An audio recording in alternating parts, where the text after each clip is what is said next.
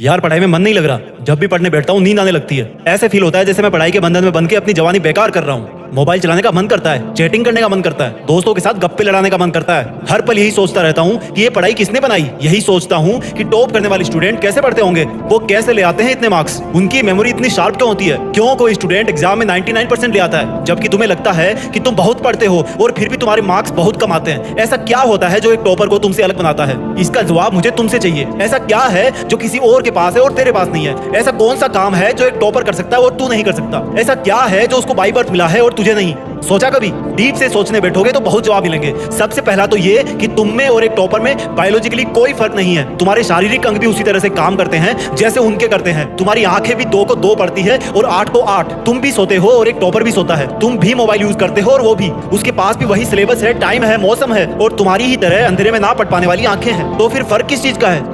फर्क बहुत कम है। एक फर्क है टाइम और प्रायोरिटीज का, यानी कि वक्त और प्राथमिकताओं का। एक टॉपर को पता होता है कि कौन सी चीज को या कौन से काम को कब और कितना टाइम देना है। जैसे अगर मुझे पता है कि मोबाइल यूज करने से मैं अपने काम से डिस्ट्रैक्ट हो जाऊंगा तो मैं उस जरूरी काम को पहले निपटाऊंगा और मोबाइल के मैसेज बाद में चेक करूंगा। कहीं कोई आग नहीं लग रही है, तुम्हारे सपने सबसे पहले हैं। और दूसरा क्या है जो एक टॉपर को तुमसे अलग करता है? तुम्हारा मकसद सिर्फ पढ़ना होता है, रटना होता है, मार्क्स लाना होता है। जबकि एक टॉपर का मकसद सिर्फ पढ़ना कभी नहीं होता, उसका मकसद कुछ और होता है। पढ़ाई तो सिर्फ एक माध्यम होता है जो उसको उसकी मंजिल तक पहुंचाने के लायक बनाता है। इसलिए उसको पढ़ते टाइम नींद नहीं आती, क्योंकि उसको पता होता है कि वो सिर्फ पढ़ने के लिए नहीं पढ़ रहा बल्कि कोई बड़ा काम करने के लिए, अपना नाम करने के लिए पढ़ रहा है। और यही बात उसको ताकत देती है। और क्या फर्क होता है एक टॉपर और एक एवरेज स्टूडेंट में? टॉपर कभी भी रटता नहीं है, वो चीजों को, कंसेप्ट को समझता है, उनको प्रैक्टिकल वे में अप्लाई करता है, इसलिए वो उनको भूलता नहीं है। जो तुम्हारे ऊपर पंखा चल रहा है, कभी तुमने बिजली कटने के बाद ये नोटिस किया है कि वो कितनी सेकंड बाद रुकता है? और उससे फिर ये जानने की कोशिश करी है कि अगर इसको रेगुलेटर से आधी स्पीड पर चलते हुए रोकेंगे